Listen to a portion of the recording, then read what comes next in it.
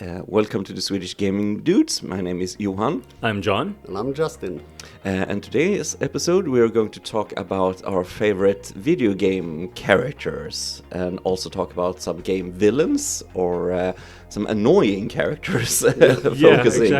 Focusing on that part. But before we start talking about our favorite characters, what are you guys playing right now? John, what are you playing? Yeah, so last week I did finish Donkey Kong Bonanza. Yeah. Banana. Yeah, banana. Does get old, I do tell you. Does it? Yeah, I'd say, well, of course, there are worse things. I mean, it's a good game overall, but the thing is, I was very annoyed having Pauline on my shoulder all the time, and she is like a repetitive child, does not really know when to shut up. But yeah, it was a fun game. It did get repetitive despite their creativity and how much variety they put into the game as you progress. But yeah, so long as you play in maximum an hour per occasion, then it's kind of okay because it's more easy to enjoy to not feel like you're repeating the same kind of things and the same kind of, it does not really feel as repetitive while it's being repetitive. Yeah. And so the other day, was it maybe yesterday or something like that, I actually started to play Ninja Gaiden Ragebound. On the Switch 2, and it's amazing because it got upgraded for 60 FPS. Ah, cool. Which you have to make sure that you set that in the settings. But it's amazing. I love it. I've just finished 3 levels and it's amazing. But first and foremost, my main game to play right now is Metal Gear Solid 3 Snake Eater Delta. Yeah. And it's amazing. I'm 20 hours in or so. Yeah, It's getting hard now, but it's so amazing. I feel like for the most of the time, every single time when there's something bad happening and I die, it's my own fault. Yeah. Yeah, it's very balanced that way. What you get to use, the tools you get to get through all the scenarios in the game. Yeah, it's amazing. Justin, what have you been playing? Since last time I played the Hollow Knight Silk Song. Yeah. Such an unforgiving game. I haven't finished it. No.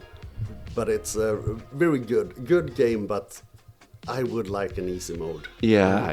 I heard that from a lot of people. Yeah. I have some friends that completed it, but it's you battle certain bosses for hours just to beat them, and I thinking about the way I play games, and because I started it a little bit on Game Pass, just tried it out, but then it's this is not for me. It's hard. It's not good for my blood pressure. I think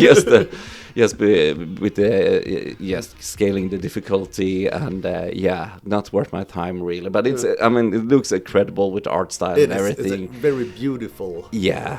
Game. I totally get why it's so hyped, and people were hyped because of Hollow Knight and the sequel, of course. But for me, the patience and blood pressure, no. So I don't get it either. I feel like why even get into it? I did not even try it. I did play hours of the original Hollow Knight, but I did not even finish it. Yeah.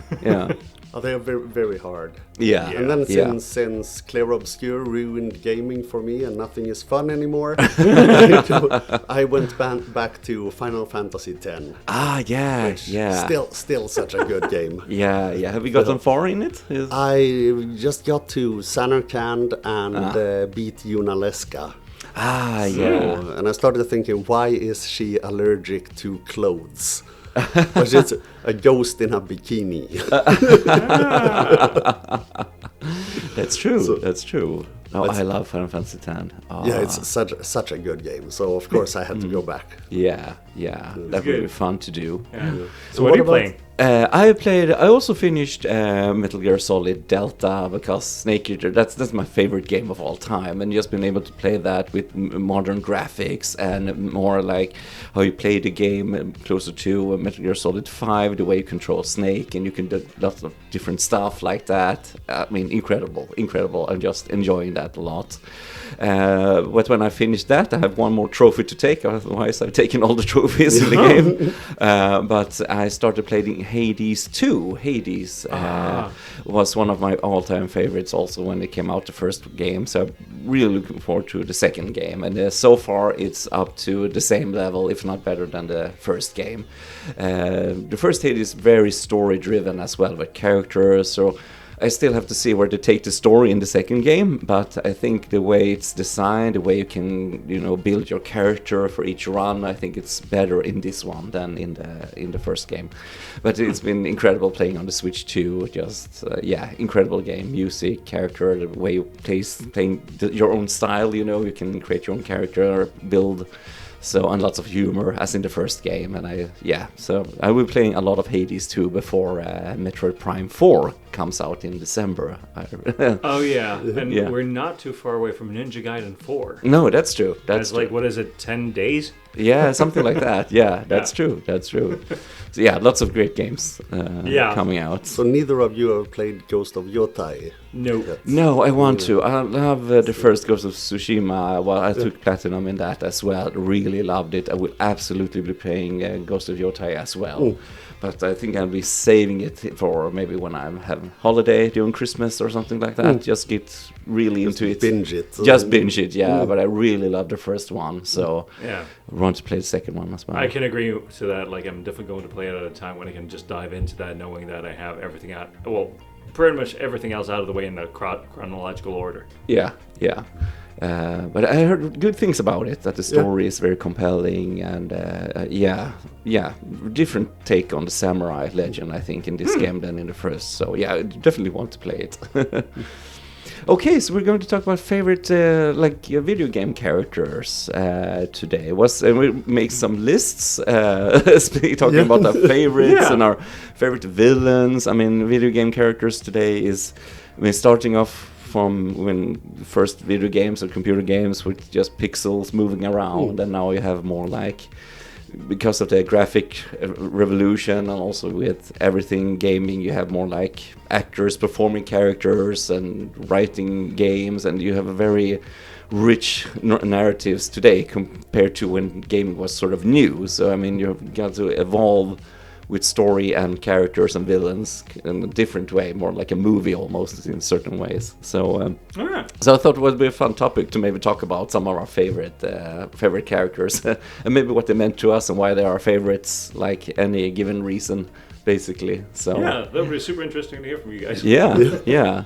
John, do you want to start? Yeah, sure, I can go on. This is your favorite characters, a list of your favorite characters. Exactly, and I've tried to write them down in the absolute best order, and I do kind of struggle because this one is definitely either the first or the second. But I would say Ryu Hayabusa, actual Ninja Gaiden. So he was present the first time in the Xbox original game back in the early 2000s something, when they rebooted the entire series.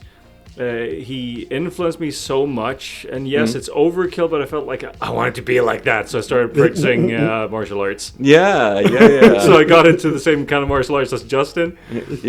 And it was just so amazing. Like, it wasn't even close to it, but realistically, it was like, I felt like a badass after a couple of years of training. Even though it wasn't really that good. It was just a little bit of an ego trip. You were. So that was so amazing, and the voice. And the thing is, like, I love the fact that even on Xbox original, with a sort of a crappy kind of a gameplay graphics engine, it still looks amazing. Well, at the time at least. And I remembered it was so immersive because there was a lot of speed, and the enemies felt like they were deadly. Even the first boss could easily kill you if you did not really know the secret on how to really approach the boss correctly. So that was definitely the first one. And I did play it in Japanese. You could play it in English, but I felt like I wanted the authenticity. So that was pretty much when it just sparked, like, given the fact that it was in a Japanese setting in Japan, with Japanese culture in mind, I felt like, Japanese is the way to go. Sure. Certain games you just want to play with the Japanese original voiceover. And I get that you're very hyped for the fourth installment now. Ninja Gaiden. Very much actually. Especially since the first game had, like, not really remakes, but they came onto the Xbox original, and the second one on the Xbox 360, and then PS3 actually got the Sigma versions. So they added a couple of, a little bit of content, and the second game got some sort of a remaster the other year or something like that. I played it on the Game Pass. I know. Yeah. And that was nice because I am horrible at those games. I mean, quick reactions and combinations, like attack combination. I'm horrible. But they had like this easy mode that you can choose to play. I don't think you could die on it, basically. Oh. But I just wanted to explore like the game. Like I liked like new graphics for it and just the way you play the game. And it was fun. It's a really fun game. Yeah. Oh. So it got me hooked for the 4th installment, the new one as well. Yeah, definitely. So, I really got to say though, the third one did really fail. I haven't played it in like 10 years, but I remember they took away everything that was good, given the fact that this Japanese creator Itagaki was his last name. I remember he got fired from the team. Okay. And I don't really know why, but then again, you could really feel like the entire spirit of the Ninja Gaiden essence were gone by the time that they made the third one. Yeah, but some games, the creators are so tied to the game, like if they're going to make a new Metal Gear Solid without Hideo Kojima, it wouldn't be a Metal Gear Solid game, because it's his vision, it's his stories, it's like making a Lord of the Rings book without Tolkien. Like you can do that, because it's so tied to the creator of that universe. So yeah, definitely. Yeah. That's a good character. Yeah. That's great. So which one do you have on your top first? First, or if I'm going to start at the bottom and work my way first. Sure. But I think it was hard to do this list because we said so hard. Yeah, it was so hard because we said we choose five characters that we really like, but. I mean, it was hard because there's so many really good characters, but I sort of chose the one that made this was a cool characters. I can relate to this one, or it was a fun character to play as, or really like just taking what you can do with the character to a new level in games and stuff. So if I start at the bottom of that list, I actually have Nathan Drake from the Uncharted games. Oh, yeah. Just a fun-loving guy adventure, like this sort of modern take on Indiana Jones, but I especially like the humor, like what that character brings to the game, this adventure feeling, and I thought that was also very cool, taking a character like that and also talking about voice acting and just what you can do with motion capture and actors to get the feel of a real character. But such a fun character to play as in all the Uncharted games. And if you play everyone until 4th, it has a nice, he has sort of a character arc almost in every game. He goes through some sort of, trial or something and comes out stronger at the end, basically, or finds his way back to his, Elena, his girlfriend or whatever. But it's such a nice character from Naughty Dog, I think. Here's hoping they're making more Uncharted. I don't know, but I would love a new one. But it ends on a good note, the 4th game for the series. But I really like Nathan Drake. I think it was great. He's great now. Yeah, yes. The humor, the style, and everything.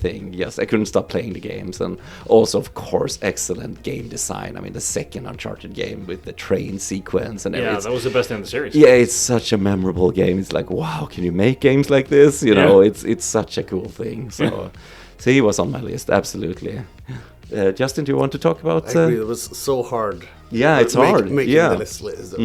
Pick a few, but Samus Aran from the Metroid games has always been one of my favorites. And which is strange because there's not really a lot of character development, or I don't think she has a voice in any game. Well, in other M's, they did put a voice on her, and they just ruined her image. Yeah. I haven't played Nintendo. No, maybe it's good that I haven't played that one. But she actually talks in a Metroid Dread, not much, but she talks. In that Choso language, very short, but it's just enough, So since the first Metroid, it was one of the games I played on the NES. Because my cousins had that game, so every time we visited them, me and one of them would just play Metroid. I don't think we ever beat it. No, the first game is very yeah, hard, no it map is. or anything, and if you die, even if you have energy tanks or missile, when you die, you get back to like 30 health. 30 hit points. Yeah, so you have to farm every time you die or something like that. Yeah, I gave up on playing that game very early, and I just went like, okay, there's a Zero Mission on Game Boy Advance. Let's go with that one instead. That one was so good. And That's a very good one. expanded in a very good way. Yeah. Amazing in It was- every aspect. Yeah, and I actually had on my fourth place Samus Aran as Yeah. well, because she was such a cool, and just the design of that armor, and such a was so cool. badass character. Yeah. And it was so cool, as you said, like in the first game, you didn't know that it was a girl, because of this armor. And I think in the booklet for the game, it said that Samus, Yes, is it like, is. yeah. Yeah. So it wasn't correctly in the book either. But then you finished it, so it's a girl instead. Yeah. It's such a cool reveal. But And she must be one of the first really mainstream big female heroes Yeah. in video games. Yeah, and I think it's now, speaking of Metroid Prime 4 coming out in December, that Nintendo, and we got Metroid Dread and that excellent Metroid Prime remake for the first game, that Nintendo finally started making some Metroid games, because it was so many years and we didn't get any new Metroid games. And hello, you have one of the best characters ever. Why don't you do something with that character? Exactly. So And I just love the fact that the Metroid games feels like they're borderline between action and somewhat of horror games. Yeah. That's sort of thinking about the Alien movie. I mean, Yeah. it was inspired, of course, by the Yeah. Alien movie. You even have the boss Ridley. That Yeah. name is from the director Ridley Scott, who made the first Alien Yeah. movies. I mean, it's clearly referenced. But as you said, that sort of feeling, and even on the Super Nintendo, Super Metroid, like even if you have that 16-bit graphics, but the music and the setting, you can feel that atmosphere even in that game. It's so It's amazing. Masterpiece. We were talking about it, me and John, with the Metroid Prime before we started recording. Yeah. That they scrapped it a Yeah, few the years new into one. Yeah. development. Yeah. So, and that gives me very high hopes for Metroid Prime 4. Yeah. Because they are a few years in development. Oh, we have spent X millions of dollars on this game. Yeah. But it's so poopy that we are willing to just throw that money away and start over from scratch. Yeah. So I agree with you. John said it will be interesting to see what that game was like. Yeah, the scrap game, I think that's one of those things that it's fun to think about, but you don't want to experience No. it. Maybe a sequel to Other M, like Other M Yeah. M or something like that. Something like that. No, but it's like Metroid M&Ms. M&M's, yeah. Fight chocolate Metroids. Exactly. Sure.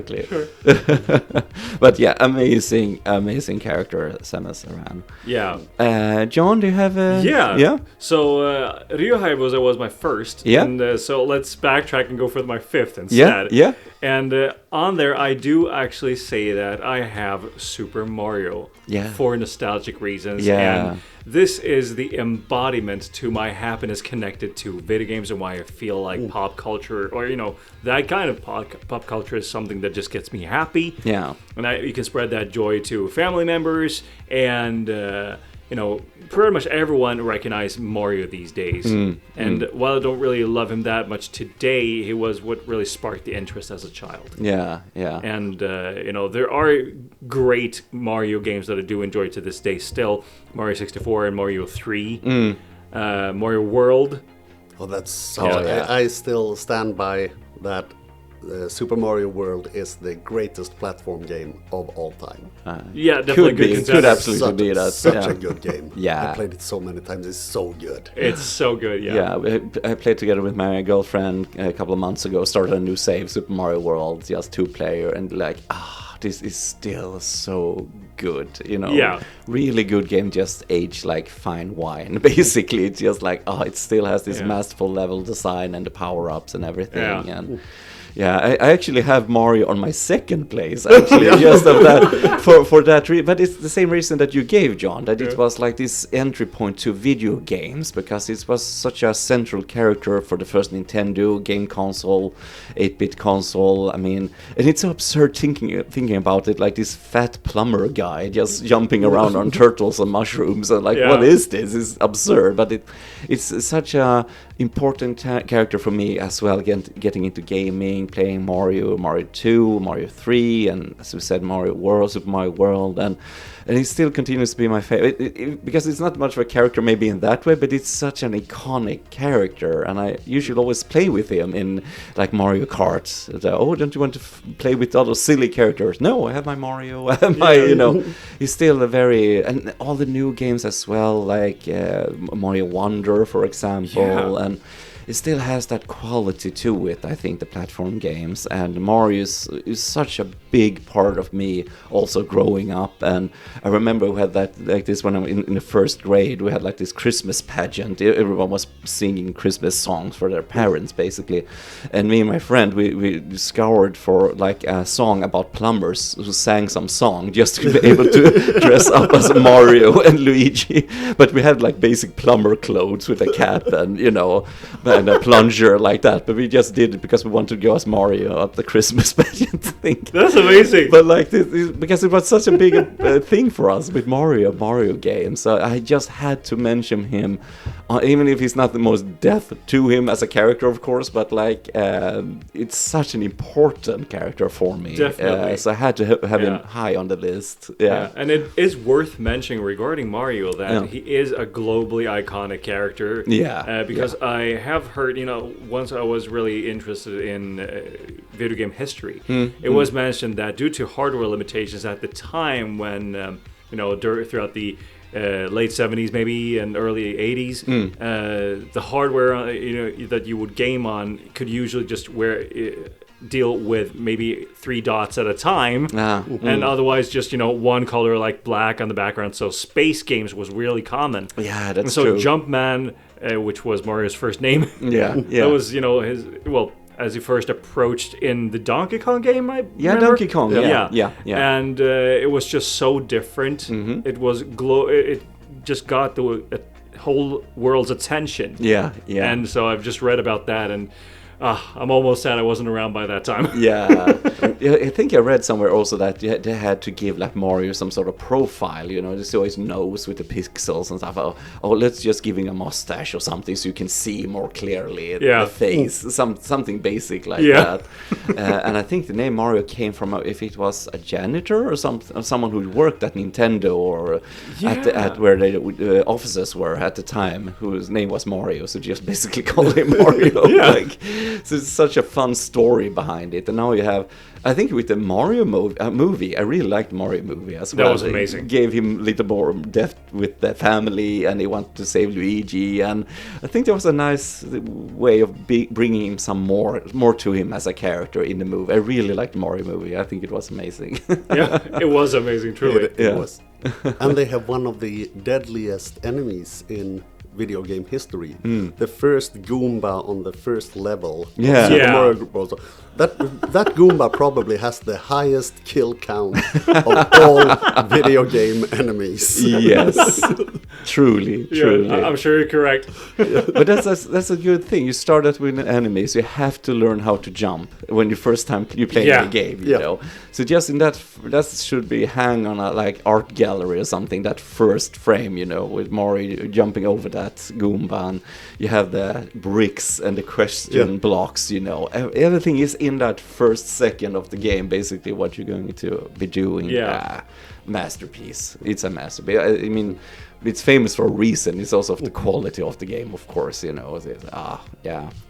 Mario. Very well designed. Very well designed, timeless design. And it's so fun that we, as Westerners to the Japanese, are so bad at video games that we didn't get Super Mario Bros. 2, the real version. They realized released this as Mario: The Lost Levels years later. Yeah, truly, they did. Oh, this is too hard for Western people. We can't release this. I've heard that. That's so fun. Yeah, because I know certain games in in the Castlevania series, there were like some Western journalist who played the game and thought it was easy or something like that. If a first or third game or something like that. And I remember they changed it because they read that article. Oh, it's too easy. We have to make it a little bit difficult the game or something like that. And the first Castlevania, it's notoriously hard, so it's sometimes small things can influence the whole design of the game back then, at least. So yeah. So which one is your second? Or fourth? Sam is third now. I actually have Lara Croft from Tomb Raider. So iconic. Such an iconic badass character, and for me, I mean, I was at the right time, early teens, sort of like age-wise, like, oh, Laura, like that. But for me, it was like the first time I truly felt like playing a 3D game, exploring 3D environments. I thought that was incredible, and also, like you said, almost like with Metroid, not like horror, but almost a horror element to the first Tomb Raider game, when you start entering that cave in Peru with the snow and the wolf, and you all have this you have good, very classic music in Tomb Raider games, but there's also a lot of ambient sounds. I remember from just hearing snow and stone shift in the caves, and I would never get that experience. And just coming through the third level in the first game, where they have the T-Rex and the raptors, Lost Valley of sort of feeling. So that had a huge impact. I never finished the first game on PlayStation 1 because it also was very hard, and you couldn't save everywhere. You had to save crystals, and I couldn't figure out sort of the puzzles and stuff like that. But I will never forget that experience playing it for the first time. And also, Laura was this amazing, cool character, badass, double guns, and such a cool, iconic character. So, and then I actually, because I played that on a PlayStation my brother had, but then I saved money to buy my own PlayStation. And then the first game I bought to that was Tomb Raider 2. Just had the second game, and in that game you can actually save everywhere that you wanted, because it's also a very hard game. But I still have and also with the modern Tomb Raider, modern Lara Croft, with the Rise of the Tomb Raider and everything like that. I still go back to those games. I think Laura still continues to be a cool, interesting character. There were more modern takes on her, more realistic takes maybe, but I'll sort of go back to those. But then you have this re-release of all the old games now in HD and new controls, and you can save everywhere. Really nice HD remasters if you want to go back to them with modern controls, and you can. Yeah, it's just widescreen. It's like the way you're supposed to play those games. You can actually change back to the old graphics if you want to, but yeah. So now Lara Croft was very, big for me when those games came out. But that was also she was a very celebrity almost outside of the games, with the movies and the ad for Visa or something, the Visa card. I mean, she was everywhere in the mid-90s, big iconic game character. So she had to be on my list as well, absolutely. Nice. Yeah. John, do you want to continue your? You have more? Or yeah, of course. Let's see here. I need to keep track of where I am because I'm throwing myself Yeah, we're around. jumping around. Yeah. So I should be on my number 4. Yeah. And this would mean that I get to my second Ryu. So this one is from Street Fighter 2. Ryo. Yeah. And so it's certain people might be like, but why that kind of character instead of Ken? Yeah. Because while Ken you is have a sissy. Sort of. It's these two. According to the story, they have been trained under the same master. Yeah. But when I was a kid, I thought they were brothers. Yeah. And they roughly use the same kind of style. And one of them is better at the shooting attack, the Hadouken, and the other one is better at the Shoryuken. And so one of them requires, to get really up close to the enemy, to the opponent, and the other one requires to be, not that close. And there are different kinds of versions on the later games on these attacks. But it was just, I just love the way that he looked and his voice. Yeah. I don't really think about him that much, and I've pretty much just ditched Street Fighter altogether. Yeah. It just does not really feel like something that is, I'm not that much into martial arts anymore, but, for some reason, it just is not as appealing. No, because we're going to ask you that if you play the newer games. I think the sixth one, right? Yeah, sixth one, exactly. Had some more of like a story mode with you can make your own character, basically, and sort of open world part to it. I've never played it, but it's supposed to be good. I've heard about that, actually, now you mention it. So I'm not playing that, but referring to the other you, because his present in Dead or Alive. Ah, yeah. So I did buy myself the sixth one, which is just a mess. Okay. But I do get to see it you in better graphics. Yeah. It's still the same. I do remember it. I do believe it's the same voice as the original back in the day on the Xbox. Cool. So that's kind of an okay fighting game, but you know, fighting games in general feels like, you know, the computer player is always cheating. Yeah.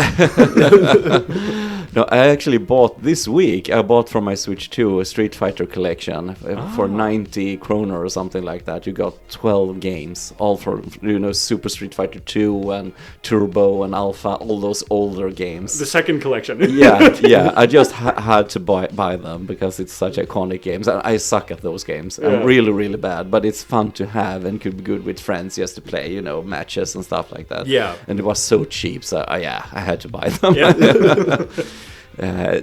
Justin, do you have any other one you want to mention? We have to complete the Holy Trinity. We have Samus, we have Mario, of course, Link.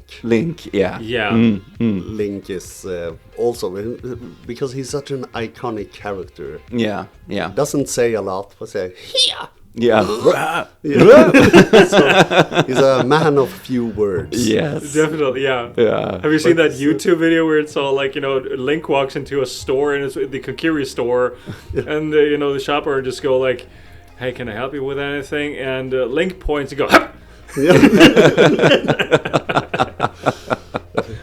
So no, that's a very iconic character. One of my favorites from when growing up. I didn't actually play the first Zelda game that much on Nintendo 8-bit, but I tried it at a friend's house in the second game. But the first time I really got into it was for Super Nintendo with A Link to the Past, and I think that was very cool. I was like 9 years old or something, but just going out on this adventure, like in this world, you felt like this adventurer going around Hyrule and going into the dungeons and solving puzzles. And I play that a lot. It's good. I usually play through the whole game in one setting. When I got good at it, I just solved everything very quickly. I just played it through. But it's that sort of character, as you say, is man of few words, but you embed that character with your own perception of him and yourself as a gamer, you know, so you become that character. If it doesn't say that much, you know, it's easier to project yourself onto that character. So Link was very important as well. And the Link to the Past, it was such a huge world. Yeah. So it was so much, and you thought you had finished the game, and then you came to the dark world instead. You're just starting. You're halfway through. Not even half when you not even halfway. Yeah, that's a brilliant thing. Just a brilliant thing. And it's so fun also with the original Zelda that when they had finished, they realized, but we still have half the memory on the cartridge. Yeah. So they have the second world where they switch places of all the temples and stuff. And you can, so if you beat it and then start again, you can do it. Or if you name your character Zelda, you will start directly at the second world. Okay. Cool. So when I replayed it a few months ago, I got so confused because I thought, it's funny if I name my character Zelda, and I had forgotten about that. Oh, that's so good. John, you're a big fan of Zelda and Link as well. So now this is going to get messy because I do have Link on here. However, let's see here. This is number 2 on my list. But the thing is, there's not just any version because it feels like, you know, there's, you know, the Zelda timeline and there are different kinds of reincarnations and versions of Link. And Ocarina of Time is, you know, the actual grown-up version. He is the Link of all time. I just love that Link because, you know, first and foremost, we have the voice. I love the fact that he can use pretty much all the items except for the few of the weapons from his younger self. But, you know, I just remember the voice. I love the screams. And I gotta say, that actually inspired me to listen to extreme metal, you know, getting into my music taste. And the story, but of course, you know, given the fact that, you know, it's just something about Link that it feels like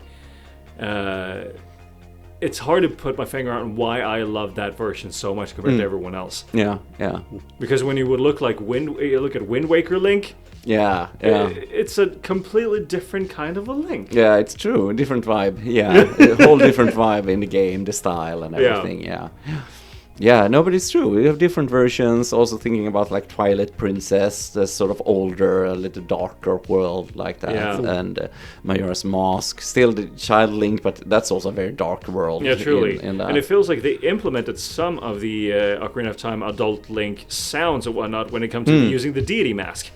Yeah, I think so. Yeah, the first deity mask. Yeah, because and then the 3D model, I believe. Yeah, I think so as silhouette. well. Yeah. No, but it's And Ocarina of Time was also one of those games that just blew my mind when it came out. You had in Super Nintendo, you have Light and Dark World. In Ocarina of Time, you get older and younger. You have those two worlds. It's such a cool idea, and I remember the moment when I played Ocarina of Time, going out of Hyrule Field for the first time and the sun is setting, I think about, yes, this is the future of video games. Now it's like basically art from now on. It's such a huge leap what you can do with games. I was in shock. I still remember first time playing that game. It's such a big impression. Yeah. So which one is next on your list? Yeah. Lost track. Yeah, all-time favorite, because we'll talk about them during the other list that you made as well. But of course, my all-time has to be Snake from Metal Gear Solid. That's also a lot of different versions of him, but I actually chose Snake as Big Boss, the one you play as in the third game, and then in the Peace Walker and in the Phantom Pain, because it's such an interesting character. Because that's the story goes, they clone him, and then you made Solid Snake and Liquid Snake and all those characters in the those series.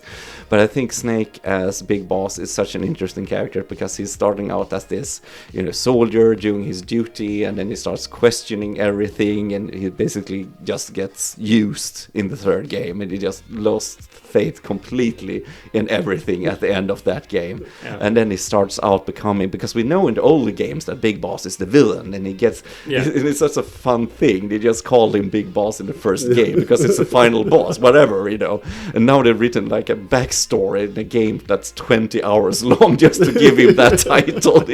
It's such a fun idea, I think. But it's become such iconic, and he gets this title, and then he just tries to basically makes his way through the world, but he ends up making this mercenary unit, and then starting Outer Heaven and having his sort of alternative view of the world, how the world should work, not being controlled in that way he thinks it is, with governments and weapons and everything. There's a lot of like social commentary and political commentary in the games, and then it becomes sort of more like this tragic figure in Peace Walker. And then in number 5, have you played 5? I have. You have? The spoiler? I don't remember much of it, but I did play through the entire game, including Ground Zeroes. Yeah. Is it okay if I spoil something for it? Sure. Yeah, because in the 5, you don't play as Snake. You play as a medic that they have surgically altered to look like Snake as a decoy.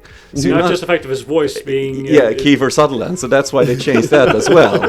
So if you play like the Ground Zero game, that's very short. There you play as Big Boss, and you have this accident at the end, and then in Phantom Pain you wake up from a coma, and you just think that, well, of course, it's Snake, like that. But it's not. It's actually some other guy they just made up to look like Snake, to be sort of a decoy, while the real Big Boss is doing the other things. So the first boss in the old, like last boss in the first Metal Gear game, Japanese computer version, that's the character that you play as, the end boss from that game. So, but that also comes into what we said about Link, because Snake doesn't say that much in the 5th game, but also because Kojima wants you to more, infuse your own yourself into that character, so not so many lines, and you can also choose the way you want to, because you can play like a peaceful run, basically not killing anyone, or you can go full crazy and just kill everyone, and so you get to shape the fate of Big Boss basically in the 5th game. And I think that's sort of brilliant, that you just start with a clean slate and you just go through this journey yourself, because you think you're Big Boss, but sure you do, that's the point, but you're not him, And it's such a way to just celebrate the fans as well. Like, yeah, and at the end, you have a voiceover from the real big boss who said, like, now we build this legend together, you know, you and me, we're a big boss now, you know, because of the players' choices through the game. And it's such a cool idea. And I didn't take well to that the first time I played the 5th game, because why? I want to play as the original Snake, you know. But now I played it just a half a year ago. I totally get the story, totally get what he wanted to do with the 5th game. Just this is brilliant, basically, the way he presents the story. Metal Gear, of course, very heavy story games. But yeah, no, my favorite character, complex character, love David Hayter's voice work. I think Kiefer Sutherland is good as well, but David Hayter is so iconic in that role, you know, so it's hard not to hear his voice when I see Snake on screen. But yeah, huge impact when the first game released on the Solid series, at least 98 when the first game came out. We used to have this cinematic presentation of a story. It was very new at the time with the voice acting and everything, and also like because I'm a huge movie buff, you know, it's just this is incredible, you know. Also taking leaps forward in game development, what you can do with storytelling and stuff like that. So yeah, Snake had to be my number one, no question about it. Nice. So yeah, not really surprised. No, I usually listening here, but I usually have Metal Gear Solid T-shirts on me when we record this podcast. But Snake is my favorite, all-time favorite. Yeah. Justin, do you have another that you come to think of now that you don't have any more of your list? No, that's actually one of the few ones that I actually had on my list. Aloy from Horizon games. Yeah, I love her so much. She's such a cool character. This starts off as this confident yet half insecure. So no, I don't need anyone. I can do this on my own. Yeah. And then start to realize that maybe I need backup. Yeah. Yeah. And she does what needs to be done. And I think it's partly because the games are so great. Yeah. Yeah. But I really love her. I'm so hyped for whenever Horizon 3 comes out. And if they were going to make a multiplayer Horizon game as well, if that comes to fruition. But I love that she's so independent in many ways. When they say the Aloy of the Nora, so no, Aloy despite the Nora. Yeah, exactly. I love that scene. So, you had nothing to do with me becoming the person I am. You cast me out. And now suddenly when I save you, I'm your favorite. So no, screw you. You didn't do anything for me. So I really love Aloy. Yeah, so amazing. Yeah, she's good. I actually thought of her, but I figured she's good, but she's not my top 5. Yeah. No, but it's hard. I have a lot of honorable mentions after this list because it was hard. Yeah. But I love the Horizon games as well. I took platinum on the first game. I remember just getting into that world with Aloy and all the design. It's such a cool idea with these sci-fi elements and still having this primordial world. You know, this all like this. It's so cool. Back to the Stone Age, basically. Like it's such a cool mix. So many layers in the story of that game. So many twists and turns. Yeah. And also the second game. I mean, with the graphics and also the new version of the first game, it's like top tier graphics for this generation. It looks incredible. It plays incredible with the controls and music and everything. It's incredible games. Yeah. Both are masterpieces. I would definitely say that. Yeah. Indeed. Yeah. I do believe I have one spot left for good characters. Yeah. And that was, let's see here, we're at my actual place number 3. Yeah. Oddly enough. But this is from the Mass Effect universe. Because this is Garrus. And, I really got to say that a huge reason is because of the voice actor, Brendan Keener. Yeah. So the iconic voice, you know, I played through the first and the second game, and by the time I had played the second game a lot, trying to go for being a good Paragon kind of a guy, leader for my team, and really making sure that every team member is happy with what we're doing with our missions, and if they want to get revenge on someone from their childhood, they get to do so. Yeah. And I just remembered I bonded so much with Garrus being my favorite in my team. And by the time that you are about to finish the second game in the series, there is this huge thing where you need to organize things, because you know that if you don't do things right, you could die and still have to go on with a third game. Yeah. And I remembered Garrus died, and I got so upset. I didn't just replay that one. I played from the first one to just make everything right. But but Garrus is cool, and this Mass Effect universe in itself is also so amazing. Yeah, and it's so good that you have this collection now that you can play 1, 2, 3. This complete story in this HD collection. It's very good collection. I played it a couple of years ago. Every game throughout. And it's so cool that there are connection and the choices that you make for the characters, and they just carry over until the next game. And Garrus is absolutely one of the best characters. Yeah, absolutely. Did you play the Mass Effect games, Justin? Not yet. No, unfortunately. But it's related to one of the games I'm really hyped about now, Exodus. The head honchos at Mass Effect started their own studio. They revealed it at the Game Awards. Is it 2 years ago? I think. Maybe. Yeah. The sci-fi, probably very Mass Effect-like story building in it. Yeah. Where they play with the time dilation. With if you travel near light speed, time slows down for you. Yeah. So if you travel at near light speed, 1 year passes for me, but 50 years passes for people outside of the ship. Yeah. So it's a very, very interesting premise. There's a lot of things pointing towards there being a bigger reveal this year's Game Awards. And it's Wizards of the Coast who are involved in it. I think they're the publisher. So they have made a tabletop RPG, basically a reskin of Dungeons and Dragons, set in the Exodus world. And Peter F. Hamilton, a very big sci-fi writer, has written written one book. He's releasing the second book in this duology that's set in the Exodus universe. I think it's 800 pages long, the first book. Really, really good book. If you like reading, I can highly recommend it. Cool. The second book is released this summer, and so the game will probably be released second half of the next year. Cool. So everyone who likes Mass Effect will probably like this game. I hope so. I hope it can, live up to those expectations. Yeah, they have a lot of it because it's been really hyped.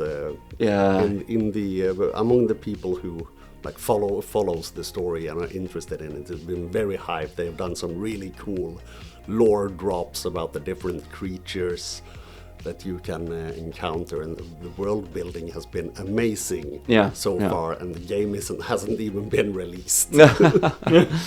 So hoping it's good, because I thought about, we talk about Mass Effect, you had that Andromeda or something that was this big flop, when I made it. The one we don't speak about. You don't want to speak of with these horrible facial animations and bugs and stuff like that, and was like, what the hell is this? And now, a couple of years ago, they announced they were working on a new Mass Effect game, but I don't know. We haven't heard complete silence. We haven't heard anything, so I don't know if it's still coming or what's happening there. But it's otherwise, Exodus, might be that idea has morphed into Exodus since all the big names behind the Mass Effect series has started Avalanche Studios instead. Nice. Cool. Yeah, well, if we're going back to the characters, I just want to mention some honorable mentions. I didn't make the cut for the list because there's so many good. I had to have Arthur Morgan from Red Dead Redemption 2, the main character from that game. Incredible, well written, well acted, incredible character. Also Kratos from God of War, especially the new games. So good. Yeah, when he's a dad, it's such a cool take on the characters. They should have had more dad jokes in those games. Far few dad jokes, John, you're finished with your list, right? Also had to mention Cloud from Final Fantasy VII, also big impact when that game came, also Geralt from The Witcher, but that's have a very iconic. Yeah, and that's like based on the book, of course, but also to write that character in that way for the games. And I mean, the third game made that book series so successful, just lifted everything. You have a Netflix series and everything. I don't think you would have that if it wasn't for the third game that came out. Probably not. No. And we talked about Link. Also have to mention Alucard from Symphony of the Night, Castlevania.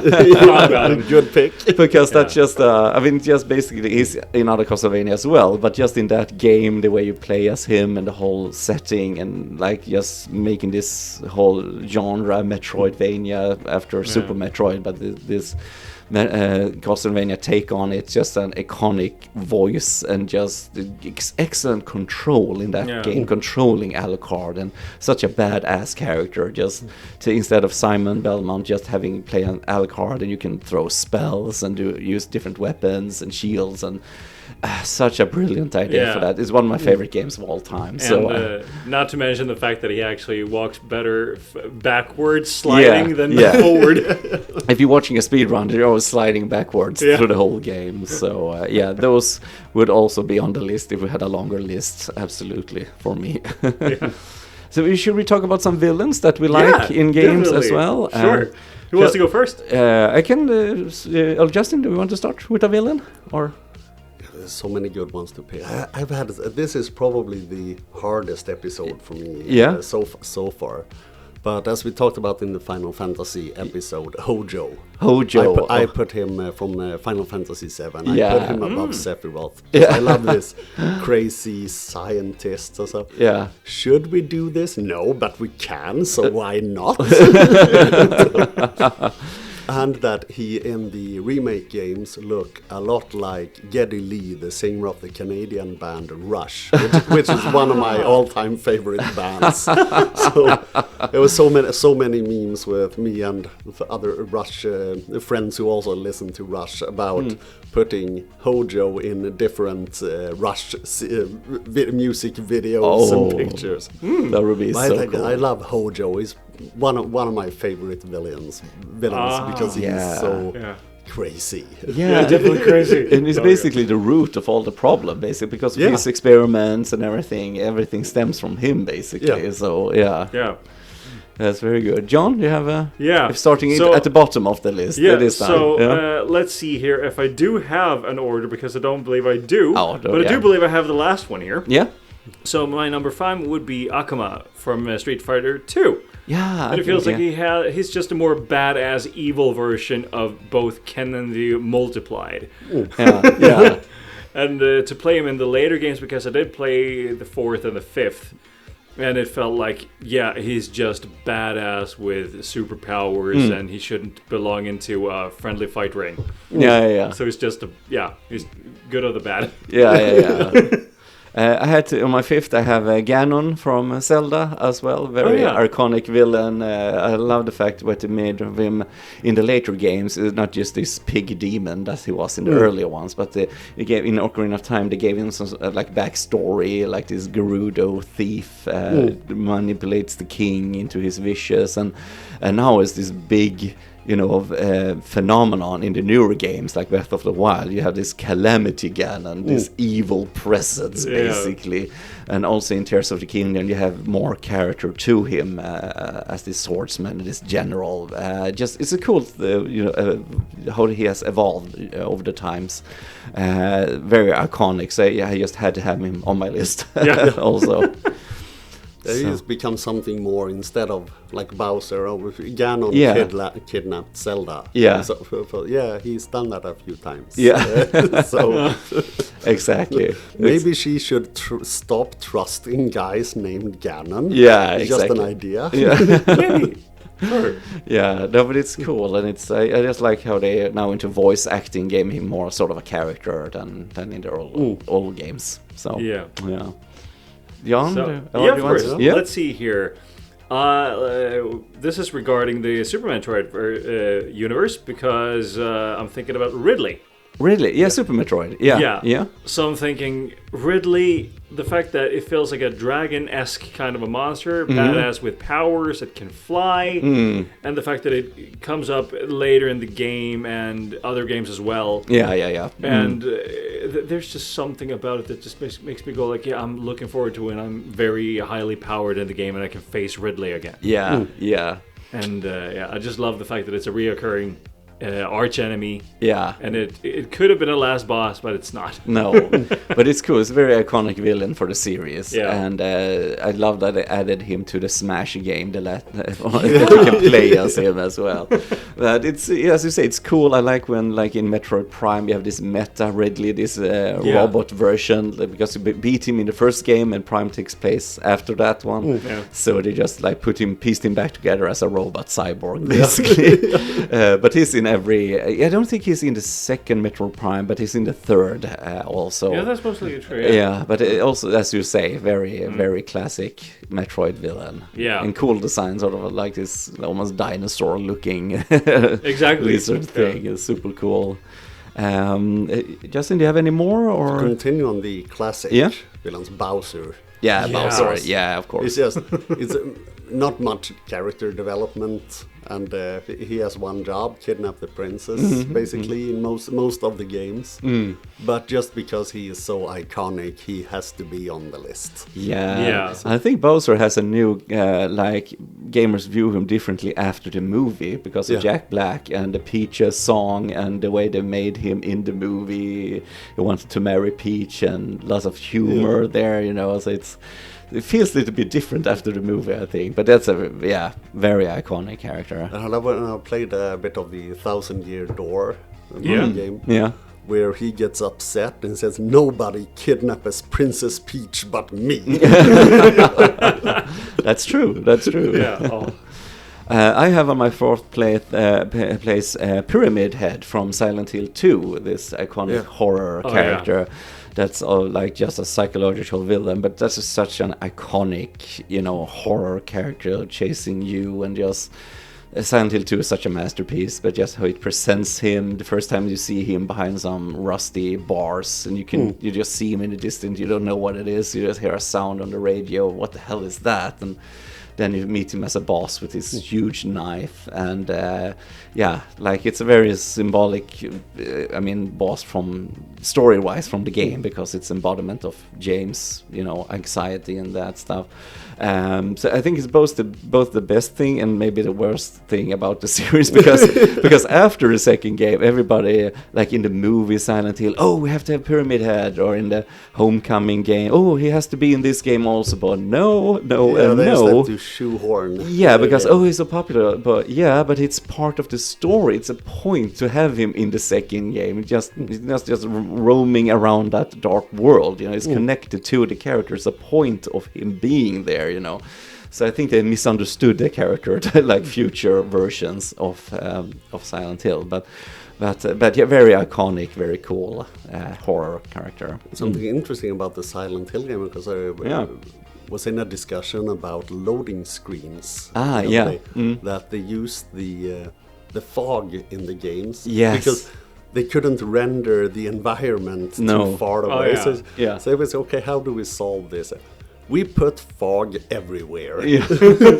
So we don't need loading screens. So we just put fog everywhere. So such a clever way to get around the limitations of the system.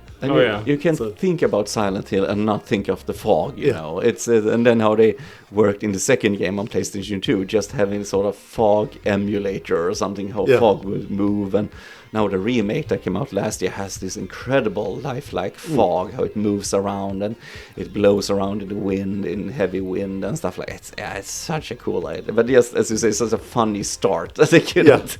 There's a lot of so people get upset in modern games when you have your character has to slide through a narrow passage. Loading. That's a loading corridor. God of War used their elevators. At first thought, they are so slow. They take so long.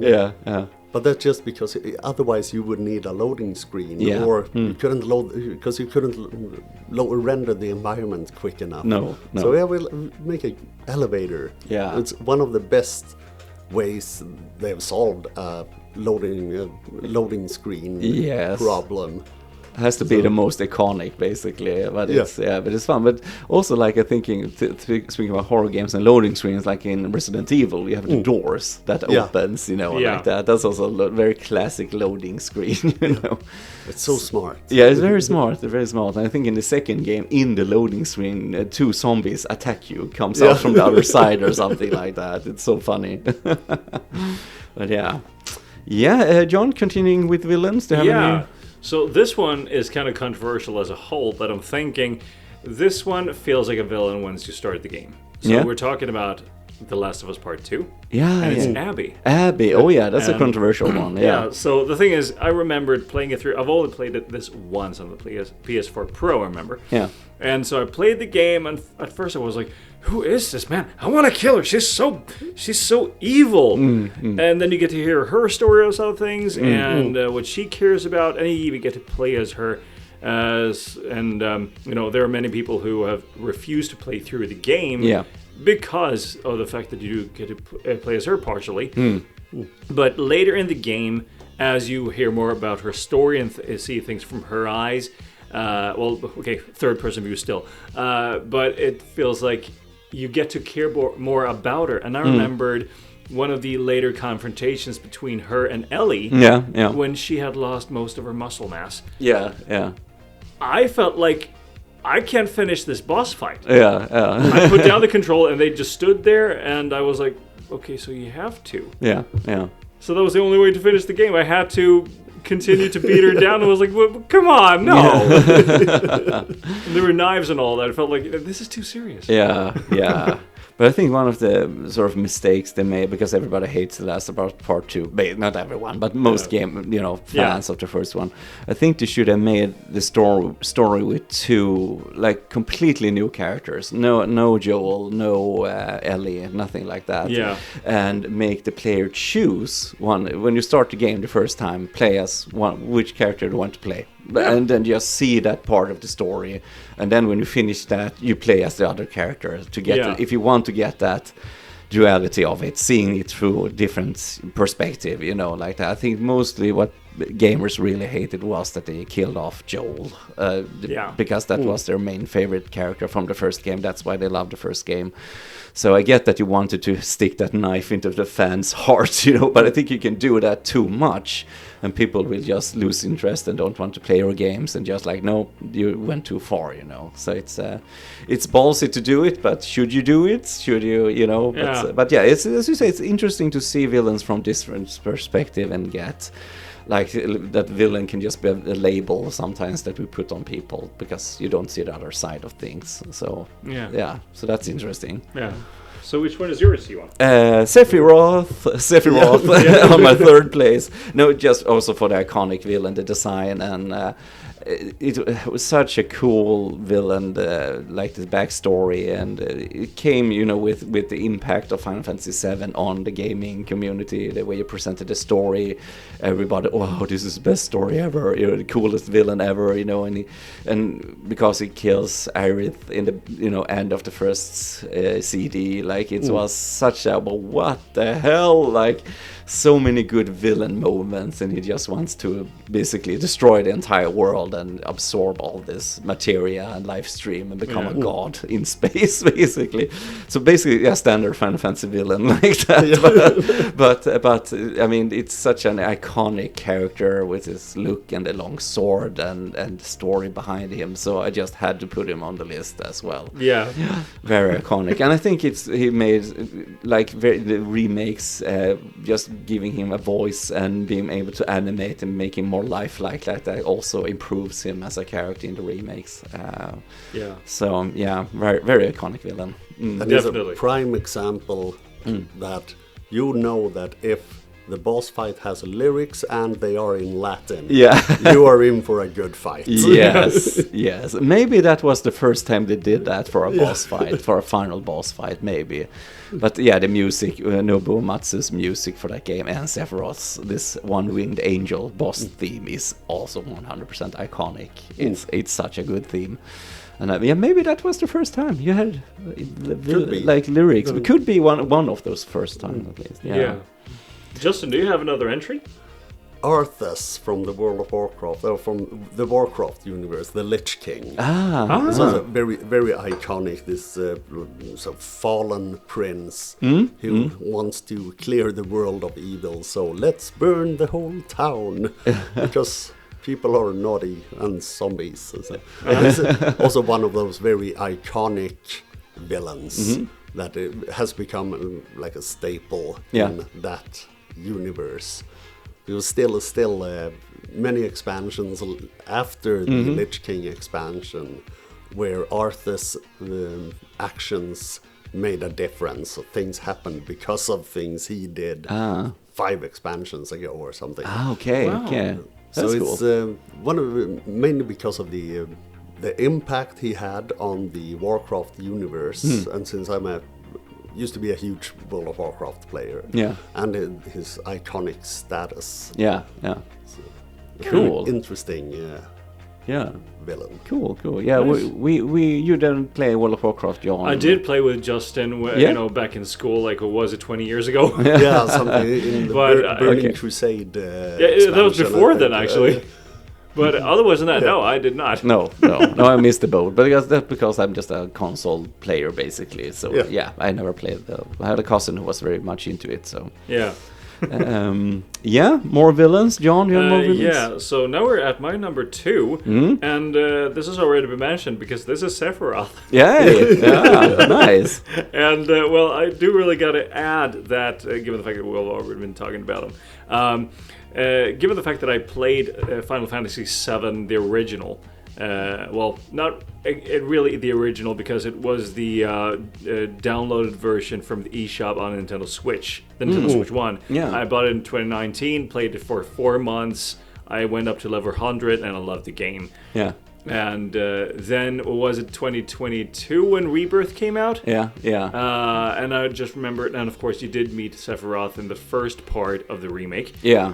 But I just love the fact that, you do get a more completed image of him. Yeah. So given the fact of his voice, I just love the fact that he has this creepy, overconfident voice, like he knows it's going to bring down the world to a crumble. Yeah. And he feels like he's supernatural for obvious reasons, and I just feel like this is what would happen if Harry Potter's Severus Snape would have gone actually evil.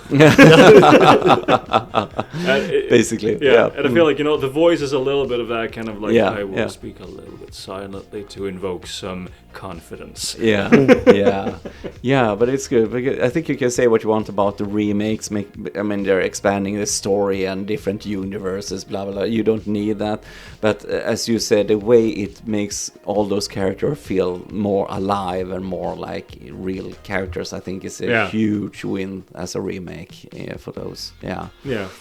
Sephiroth, iconic, have to be in the list. Absolutely. On my second place, I also have a Final Fantasy villain, but this is Kefka from Final Fantasy VI, the villain, the clown villain from Final Fantasy. Because he's sort of like the Joker character of the Final Fantasy series, and in the beginning you just see him as this jester, and then he becomes one of the most powerful beings in the universe, basically, at the end. So, and just the way he laughs, from 16-beat, like that.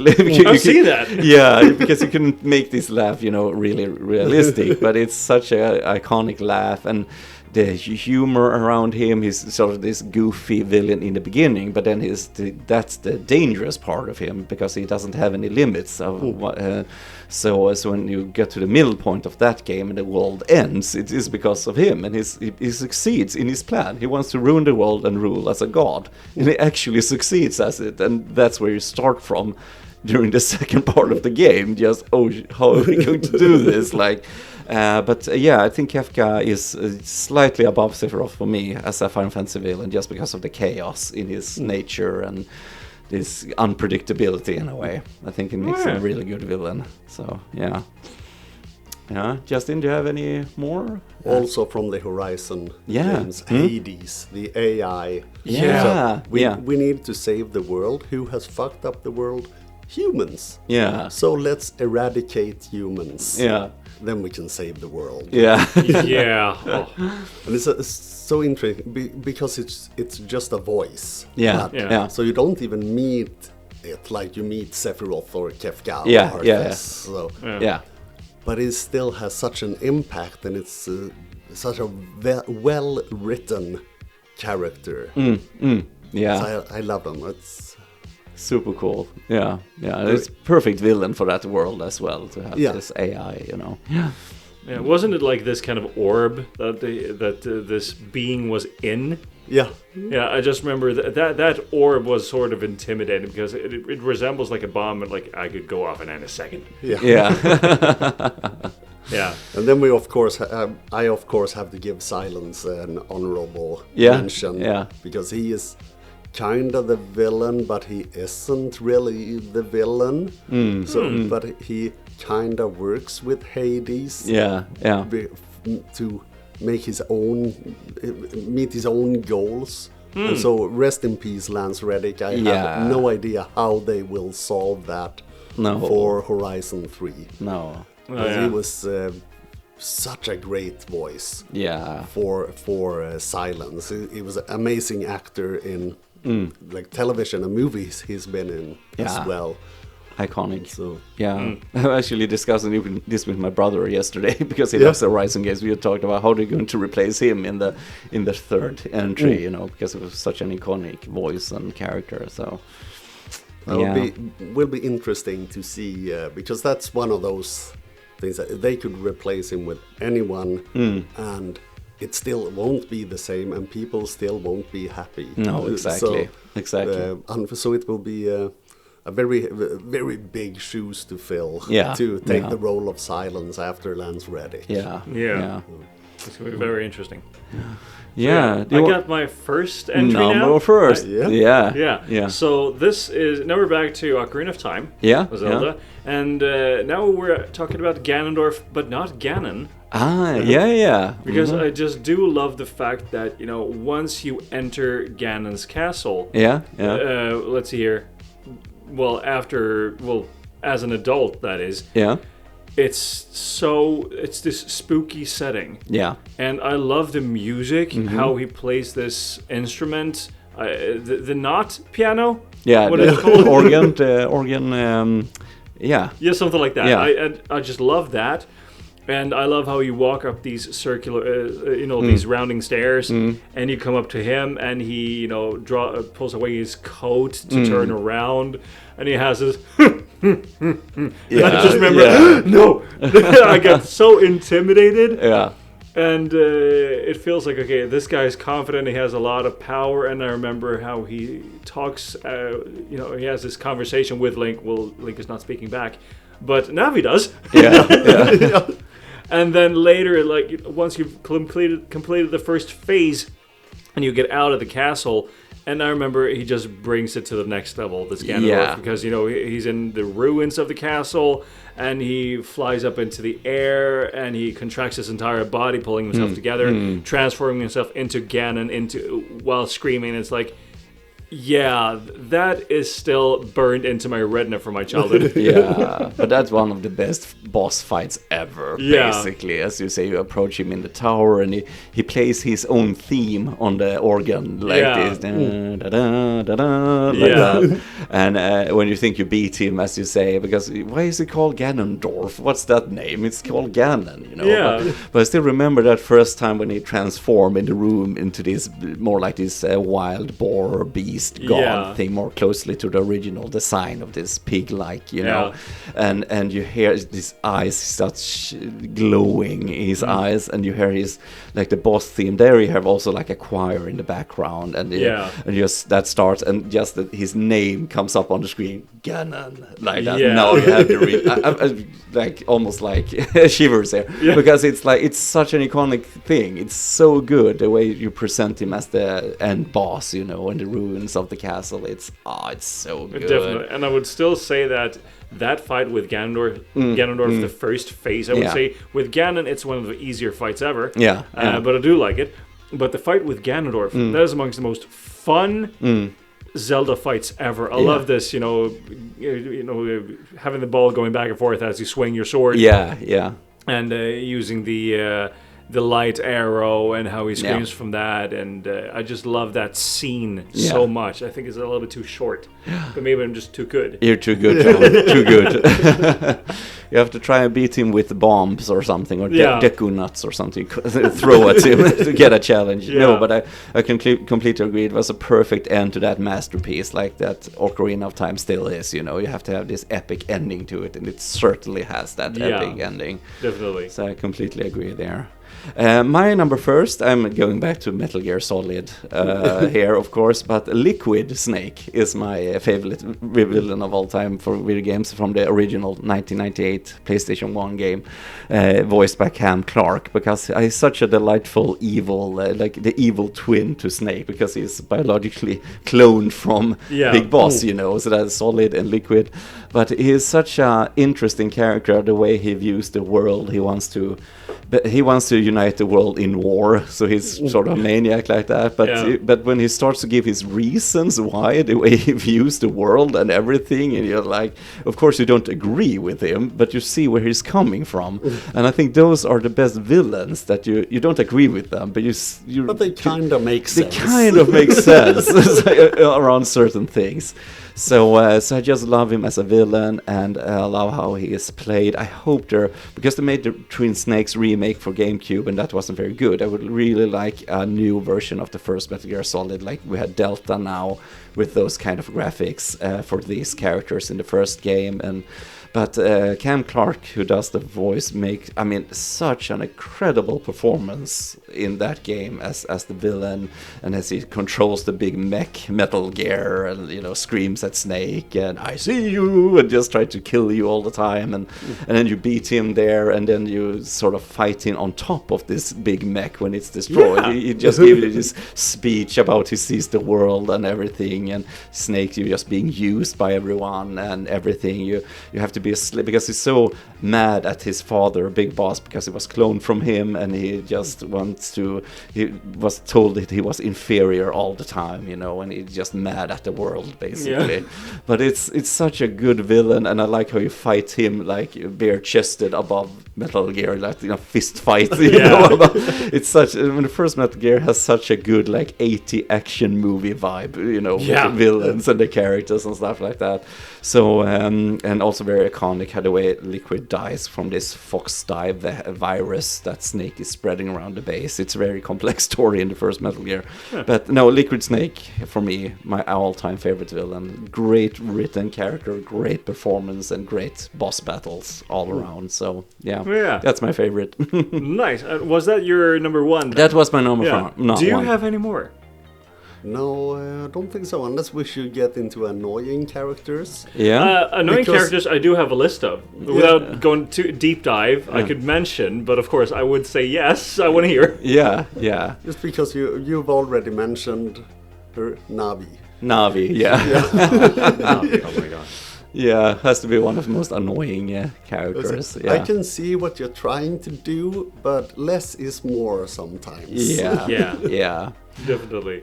That has to be one. I was thinking about as mostly hated and annoying characters are the ones you have to escort somewhere.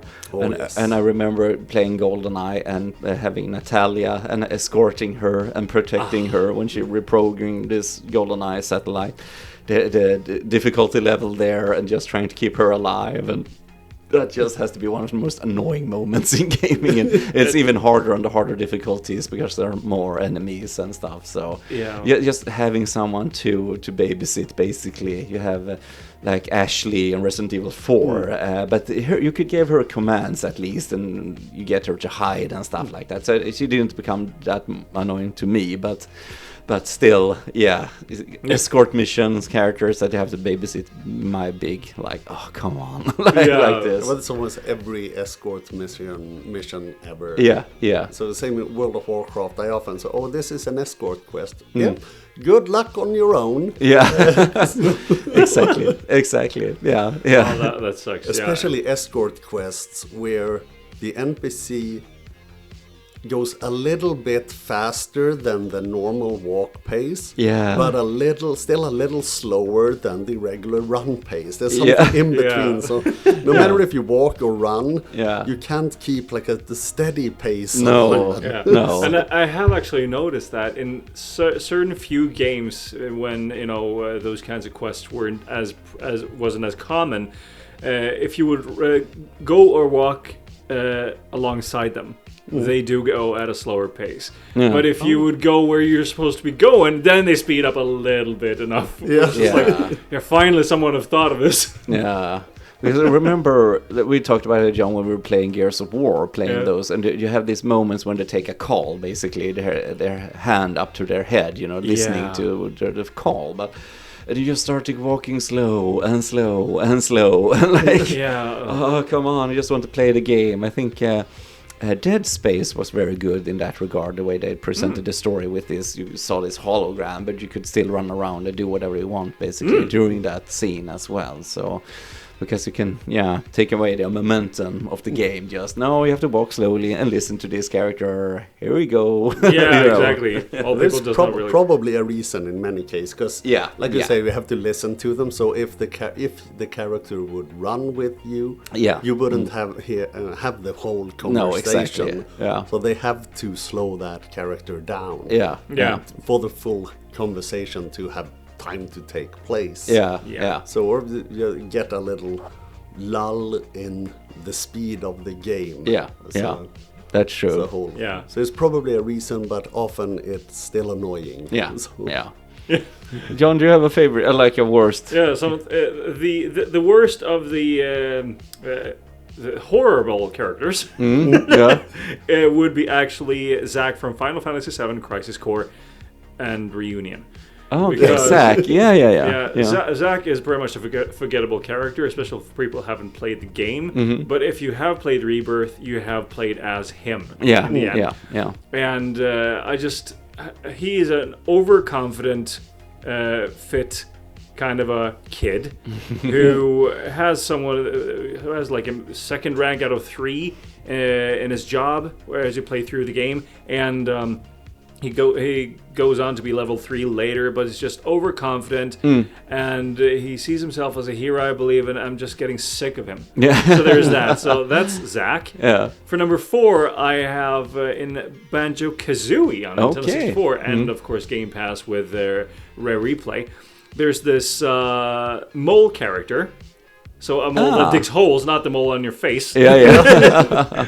And he's called Bottles, and he has this kind of like place in the beginning of the game where you go through this garden or whatever landscape, and you visit these kind of dirt piles. And he comes up and he gives you a tutorial. This is how to punch, and you have to let him talk. And I believe that you do get a choice to listen or not. Yeah. And if you persist on not listening, he will go like, "I will erase your file." And it's like, but, okay, wait, I've already gotten started. I just started the game. It doesn't really matter if he erases the file. For number 3. There is Sonic the Hedgehog. Oh, really? And this is annoying? He became annoying when he got a voice, but before then he was fine. Okay. Yeah. For number 2, we're in Europe it's called Lilith Wars, in the US it's Star Fox 64, and it's Sleepy Toad. And it's always this wussy kind of a thing. Got a boogie on my tail. Take the fox. I thought it was a goner. It's always like this annoying middle-aged kid. You can. I don't know. Can you play it with? Because I remember in the Super Nintendo they had like alien voices, like like that. Yeah. I don't know if you can change that in Lilith Wars. You could change the Lilith language. You can that. Yeah. Oh, that's cool. That's cool. Yeah, I remember. We played that yesterday actually. Lilith Wars on the Switch too. So yeah. That's an annoying character, absolutely. Amazing game that you can finish in 15 minutes for the easiest setting, but I don't know why they still haven't made another Star Fox game. That should be a no-brainer to make. They did one on the Wii U that did fail. Ah, okay. But it was kind of hard to keep track on the gamepad display as well as the TV and look at the two. So if they could solve that with one display and maybe split it in two or whatever, Yeah. that would be fine. Yeah, yeah. But they have not really done anything to that universe. I would love to have that IP back. Yeah, that would be very Yeah. cool. And for number one, there's Navi. Navi, yes. Everybody has Navi in the first. Yeah. Yeah. It's I mean, it's, as you said, it's a good idea. I like the story. Like all these little boys in the forest get their own fairy at a certain age, and it's a cool way to implement this targeting system they have in. I mean, it's everything that is fine, but it's just too much with the hey, listen. Like, oh my God, let me be. Come on, let me be. In the next Zelda, there will be an escort quest where you escort Navi. Oh God. Totally. Yeah. But they changed. Yeah, like in Wind Waker, you just have a targeting system. You don't have a fairy anymore. And in Twilight Princess, you have Midna, this other character, like that as well. So. Yeah, they changed it afterwards for the fairies. I don't know if it's not the same fairy in Majora's Mask, but it's there's Tattle. If she's just as annoying. Just as annoying. Okay. And still Navi gets all the shit. Yeah, you should spread it around a bit. Yeah. Yeah, well, but this was fun talking about video game characters. There's so much to choose from. Yeah. It was hard to make the list, I think. Definitely, it took some time. I have an absolute favorite, and villain was sort of set in stone for me. It's been for a long while, but the other ones were hard to choose from because there was many characters I wanted to have on the list. And I remember, just so you don't get in trouble. Yeah. Gladius. Yeah, I guess we had to mention. We got orders. I'd already forgotten about that one. Yeah. Yes, we have to mention as a very good villain. I haven't played the game. My girlfriend really loves those games, and it's supposed to be a very good villain. I know this robot also ranks very high. If you see lists on the internet, almost at the top every time. It's supposed to lure you, this character, into basically. Come here, sweet children, you get some treats, basically. Exactly. I did actually play through both years ago, but I remember the first one where that robot is present. I remember it was really iconic for the time, and I do understand that a lot of people appreciated it. Yeah. What made it even better was the fact that it had a theme song. It was singing with this robotic voice in the end. This is a triumph. Yeah. That's why I know about Gladys, because it was Jonathan Coulton who wrote that song. A very funny singer-songwriter. He's made some amazing songs. So that one is one of his best. Yeah. Cool. Yeah, okay. So we'll see what we're going to talk about next time. Maybe make a list over our favorite games for this year and talking about the game awards or we'll see what's coming up. Definitely. And if you guys listening, if you have some suggestions, by all means write them down. Yeah. And if you're listening, you want to support our channel, you could just write an emoji or something, give a like, or it helps out the algorithm so we can be seen around the internet. Yeah. Okay. Anything more, guys? Do you want to add for today? No, or? I'm happy with this. This was good. Yeah, it's really fun. It was fun. Okay, so thank you so much for listening, and we're going to talk to you again soon. Yeah. Thank you, guys. Bye. Thank you. Bye. Bye.